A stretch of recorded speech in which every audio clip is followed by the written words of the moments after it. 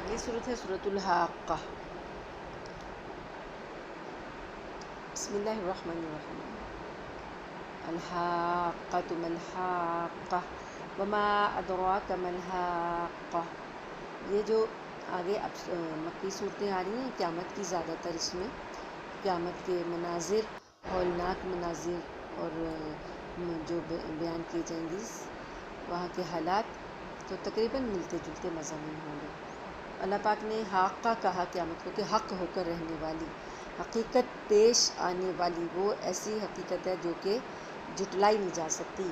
اللہ فرماتے ہیں کہ تمہیں کیا معلوم کہ وہ حاقہ، وہ حقیقت پیش ہو کر ہونے والی کیا ہوگی۔ اور 2 مرتبہ کہا تمہیں کیا معلوم کہ وہ حاقہ کیا ہے۔ کذب ثمود وعاد بالقاریہ، سمود اور عاد کی قوموں نے اسی جھنجھوڑ ڈالنے والی حقیقت کو جھٹلایا تھا۔ قاریہ، زلزلے کے وقت جو جھنجھوڑ ڈالا جاتا ہے اس کو قاریہ کہتے ہیں۔ اللہ نے فرمایا ان لوگوں نے جھٹلایا تھا۔ تو سمود جو تھے ان کو تو اللہ پاک نے چنگھاڑ کی آفت سے وہ ہلاک کیے گئے، کیونکہ وہ حد سے زیادہ خوفناک تھی۔ چنگھاڑ جو تھی وہ اتنی خوفناک تھی کہ اس سے ان کے کلیجے ہی پھٹ گئے تھے۔ اور وہ عاد جو تھے وہ ایک بے قابو طوفانی ہوا سے ہلاک کیے گئے۔ آندھی ان کو اوپر لے کے جا کے پٹخ دیتی تھی نیچے اور ان کے سروں کو ٹکرا دیتی تھی۔ اور یہ آندھی کیسی تھی؟ سخرها علیہم 7 لیال و8 ایام، اللہ نے یہ آندھی ان پر 7 راتیں 8 دن لگاتار مسلط رکھی۔ اللہ پاک فرماتے ہیں چنانچہ اگر تم وہاں ہوتے تو دیکھتے کہ وہ لوگ وہاں کھجور کے کھوکھلے تنوں کی طرح پچھاڑے ہوئے پڑے ہیں۔ اب کیا ان میں سے کوئی بچا ہوا نظر آتا ہے؟ اور فرعون اس سے پہلے کے لوگوں نے اور لوط علیہ السلام کی الٹی ہوئی بستیوں نے بھی اسی جرم کا ارتکاب کیا تھا۔ آخرت کو جھٹلاتے تھے، اللہ کا انکار کرتے تھے کہ انہوں نے اپنے پروردگار کے پیغمبر کی نافرمانی کی تھی، اس لیے اللہ نے انہیں سخت پکڑ میں لے لیا۔ اور جب پانی طغیانی پر آیا، یعنی طوفان نوح جب آیا، تو ہم نے تمہیں کشتی میں سوار کر دیا تاکہ ہم اس واقعے کو تمہارے لیے سبق آموز بنا دیں اور یاد رکھنے والے کان اسے سن کر یاد رکھیں۔ پھر جب ایک ہی دفعہ سور میں پھونک مار دی جائے گی اور زمین اور پہاڑوں کو اٹھا کر ایک ہی ضرب میں ریزہ ریزہ کر دیا جائے گا، ٹائم نہیں لگے گا، ایک ہی ضرب ہوگی سارے پہاڑ اور زمین ریزہ ریزہ ہو جائے گی۔ تو اس دن وہ واقعہ پیش آ جائے گا جسے پیش آنا ہے۔ فَيَوْمَئِذٍ وَقَعَتِ الْوَاقِعَةُ، اور آسمان پھٹ پڑے گا اور اس دن بالکل بودا پڑ جائے گا، اور فرشتے اس کے کناروں پر ہوں گے۔ تمہارے پروردگار کے عرش کو اس دن 8 فرشتے اپنے اوپر اٹھائے ہوئے ہوں گے۔ اس دن تمہاری پیشی اس طرح ہوگی کہ تمہاری کوئی چھپی ہوئی چیز چھپی نہیں رہے گی۔ پھر جس کسی کو اس کا نامہ اعمال اس کے دائیں ہاتھ میں دے دیا جائے گا، وہ کہے گا کہ لوگو لو میرا نامہ اعمال پڑھو۔ فَيَقُولُ هَاؤُمُ اقْرَءُوا کِتَابِیَہ، بالکل ایسے ہی جیسے کوئی بچہ بہت اچھا رزلٹ لے کر آتا ہے، ایکسیلنٹ رزلٹ لے کر آتا ہے، تو اپنا رزلٹ کارڈ بڑی خوشی سے ہاتھ میں پکڑے ہوئے گھر میں داخل ہوتا ہے، نعرے مارتا ہوا، پکارتا ہوا کہ دیکھو جی میرا رزلٹ دیکھو۔ ایسے ہی اللہ پاک فرماتے ہیں کہ ان کے دائیں ہاتھ والے جو اعمال نامے والے ہوں گے وہ خوشی سے کہیں گے کہ آؤ لوگو دیکھو میرا نامہ اعمال پڑھو۔ انی ظننت انی ملاق حسابیہ، میں پہلے ہی سمجھتا تھا کہ مجھے اپنے حساب کا سامنا کرنا ہوگا، یعنی میرا یقین تھا جو میں حساب پر۔ فَهُوَ فِي عِیشَةٍ رَاضِیَةٍ، اب وہ شخص جو ہے دائیں ہاتھ میں اعمال نامے والا، ایک طرح سے اس کو پروانہ مغفرت مل گیا، پروانہ جنت مل گیا ہے، تو وہ اب کہاں ہوگا؟ اس اونچی، چنانچہ من پسند عیش میں ہوگا، اس اونچی جنت میں، عالیہ جنت عالیہ، ایسی جنت اونچی جس کے پھل جھکے پڑ رہے ہوں گے۔ کہا جائے گا اپنے ان اعمال کے صلے میں مزے سے کھاؤ پیو جو تم نے گزرے ہوئے دنوں میں کیے تھے۔ اللہم اجعلنا منہم، اللہم انا نسألک رضاک والجنہ ونعوذ بک من سخطک وغضبک والنار، آمین ثم آمین۔ اب رہا وہ شخص، وَأَمَّا مَنْ أُوتِیَ کِتَابَهُ بِشِمَالِهِ، وہ شخص جس کا نامہ اعمال اس کے بائیں ہاتھ میں دیا جائے گا، تو وہ کیا کہے گا؟ فَيَقُولُ يَا لَيْتَنِی لَمْ أُوتَ کِتَابِیَہ، اے کاش مجھے میرا نامہ اعمال دیا ہی نہ جاتا۔ اور مجھے خبر بھی نہ ہوتی کہ میرا حساب کیا ہے۔ اے کاش کہ میری موت ہی میرا کام تمام کر دیتی۔ میرا مال میرے کچھ کام نہیں آیا، میرا سارا زور مجھ سے جاتا رہا۔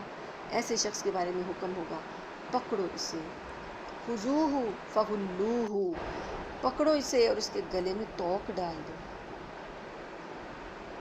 ثم الجحیم صلوہ، پھر اسے دوزخ میں جھونک دو۔ ثم فی سلسلۃ ذرعها 70 ذراعا فاسلکوہ، پھر اسے ایسی زنجیر میں پرو دو جس کی پیمائش 70 گز ہے۔ انہ کان لا یؤمن باللہ العظیم، اس کا جرم کیا تھا؟ یہ خدائے بزرگ و برتر پر ایمان نہیں لاتا تھا اور نہ غریب کو کھانا کھلانے کی ترغیب دیتا تھا۔ لہٰذا آج یہاں نہ اس کا کوئی مددگار ہے اور نہ اس کو کھانے کی کوئی چیز میسر ہے، الا من غسلین، سوائے غسلین کے۔ غسلین اصل میں تو وہ پانی ہے جو زخموں کو دھوتے وقت زخموں سے گرتا ہے، زخموں کو دھونے وقت جو پانی گر رہا ہے وہ ہے غسلین۔ تو مفسرین نے فرمایا ہے کہ یہ جہنمیوں کی کوئی غذا ہوگی جو زخموں کے پانی کے مشابہ ہوگی۔ واللہ عالم۔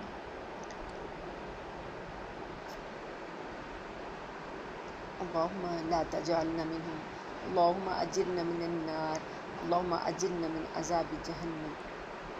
فلا اقسم بما تبصرون، اب میں قسم کھاتا ہوں اس کی بھی جسے تم دیکھتے ہو اور اس کی بھی جسے تم نہیں دیکھتے۔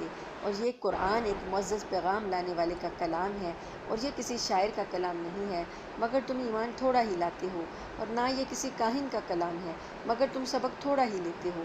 یہ کلام تمام جہانوں کے پروردگار کی طرف سے اتارا جا رہا ہے، اور اگر بالفرض یہ پیغمبر کوئی جھوٹی باتیں بنا کر ہماری طرف منسوب کر دیتے تو ہم ان کا دایاں ہاتھ پکڑ لیتے، پھر ہم ان کی شہرک کاٹ دیتے، پھر تم میں سے کوئی نہ ہوتا جو ان کے بچاؤ کے لیے آڑے آ سکتا۔ خدا نہ خواستہ اگر پیغمبر کچھ باتیں اپنی طرف سے منسوب کر دیتے تو اللہ پاک نے یہ سزا بتائی ہے کہ یہ تو ایسا کر ہی نہیں سکتے تھے، اگر ایسا کرتے تو ہم ان کو پکڑ لیتے اور ان کی شہرک کاٹ دیتے، نعوذ باللہ۔ تو معاذ اللہ نبی صلی اللہ علیہ وسلم پر یہ تہمتیں لگا رہے تھے، تو اللہ پاک نے بتایا یہ اللہ کا کلام ہے۔